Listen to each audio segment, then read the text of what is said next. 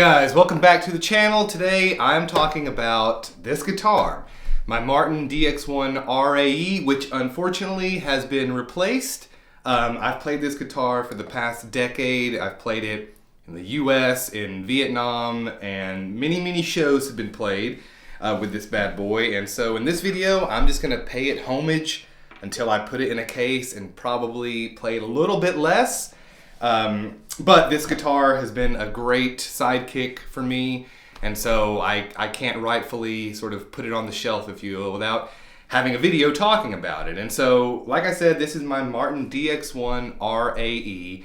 I'm not the expert at guitars, but this acronym stands for Rosewood Acoustic Electric. Don't know what the DX stands for, but I'll throw the specs up on the screen here, but effectively, there's not any real rosewood on this guitar, so it's a bit of a misnomer.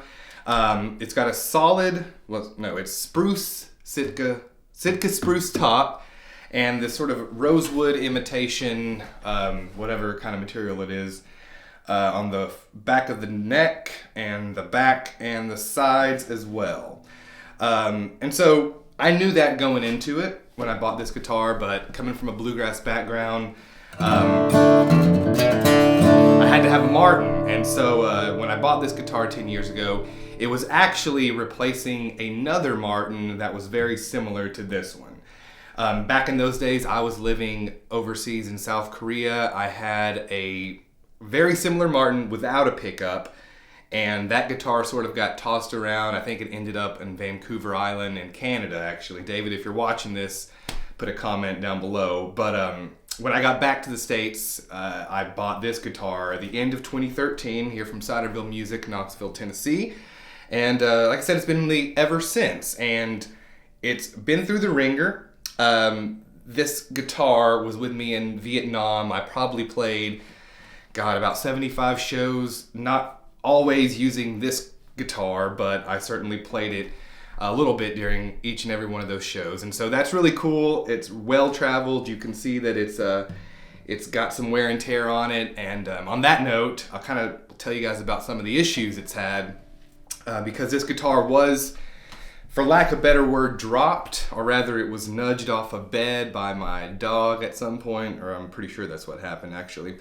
And suffered a the top came off of the sides here. It was like all the way around.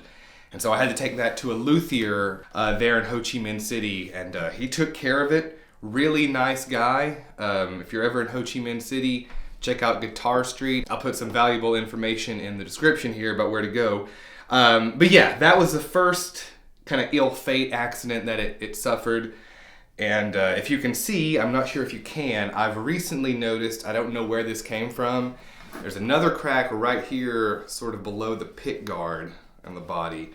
I'll zoom in on a shot there. And that was sort of the catalyst to get this guy replaced. It's been a great guitar, but yeah, obviously you sort of want to branch out. Something that fits my needs a bit better. But that being said, this guitar, always thought it sounded great for the price I paid for it. I think this was about $600 when I bought it new. But of course it's the Martin brand, right? So you're not getting as much guitar, I feel, as you could with some other models. Maybe like a Blue Ridge, or even there's some Crossroads now that sound pretty good. I'll show you what I got here in a different video. But overall, I can't really complain. I don't think this is a guitar that is really going to fill up a bluegrass circle, if you will. I've learned that here very recently. It's got great volume, but just it doesn't cut through some of the louder instruments in your typical circle. That being said, it probably does a better job than a lot of guitars would. But what else? I usually use Elixir strings on this guy.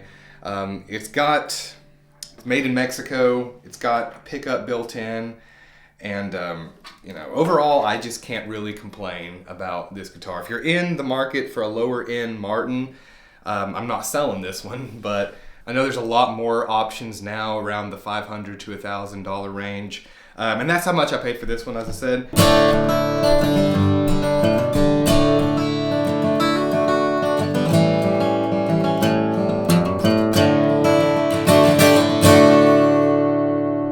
So other than that major repair, I've not done a whole lot of work on this guitar. Rather, I haven't had done a lot of work.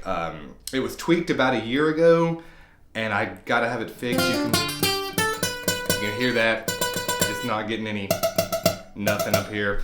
And so all this together with the crack and sort of the need for this to have more work done on it, obviously kind of contributed to the idea that I wanted to have it replaced. But like I said, I just wanted to talk about this guitar. When you're with a guitar and an instrument for so long, it becomes part of you.